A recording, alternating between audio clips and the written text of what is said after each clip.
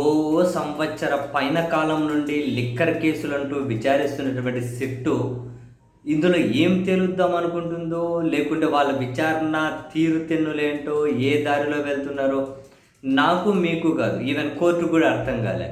Court కూడా అర్థం కాక, ఆధారాలు కూడా లేక,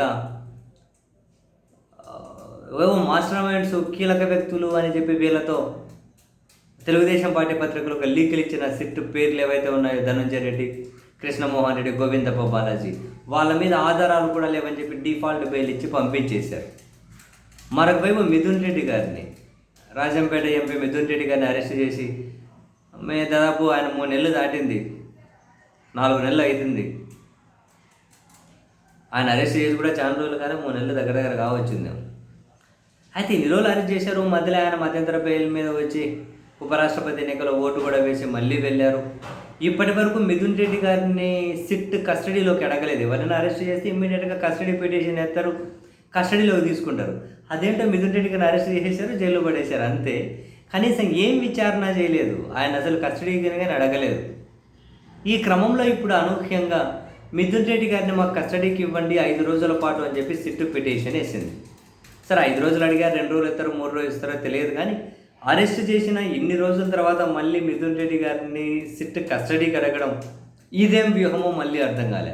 అంటే ఏవో ఒక రాజకీయ పార్టీలు వ్యూహాలు ప్రతి వ్యూహాలతో ముందుకెళ్తూ ఉంటే రకరకాల స్ట్రాటజీస్తో విచారణ సంస్థలు కూడా, ఇప్పుడు ఎక్కడైనా ఒక విచారణ సంస్థ ఏం చేస్తుంది, ఎవరినైనా అరెస్ట్ చేశారు అనుకోండి, అరెస్ట్ చేస్తే ఆ వ్యక్తికి సో ఆధారాలు ఉన్నాయని చెప్పి ఆధారాలను దగ్గర పెట్టుకొని అరెస్ట్ చేస్తారు. అరెస్ట్ చేయగానే వాళ్ళ దగ్గర ఉన్న ఆధారాల ప్రకారం కస్టడీలోకి తీసుకొని విచారణ చేస్తారు.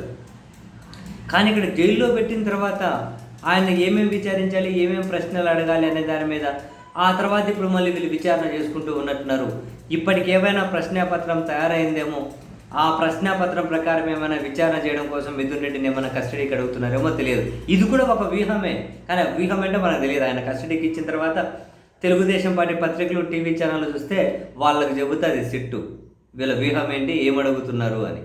ఇప్పటికేమో 3 కీలక వ్యక్తులు డిఫాల్ట్ బెయిల్ ఇచ్చి బయటకు వచ్చేశారు. మరోవైపు రాజకేశ్ రెడ్డి ఇదే కేసులో శాచ్యురేటరీ బెయిల్ అప్లై దానికోసం పిటిషన్ వేసి ఉన్నారు. మరి దీన్ని అసలు ఇది ఏం చేయాలో 3 ఛార్జ్షీట్లు కానీ దాఖలు చేసేసిన తర్వాత ఎక్కడికి పోయా దీన్ని ఆపుతారో క్లారిటీ లేదు. ఇప్పుడు మళ్ళీ మిథున్ రెడ్డి గారిని కస్టడీ పిటిషన్ వేసి మాకు కస్టడీకి ఇవ్వండి అడగడం వెనక దీని వెనక కూడా ఏదో స్ట్రాటజీ ఉంది.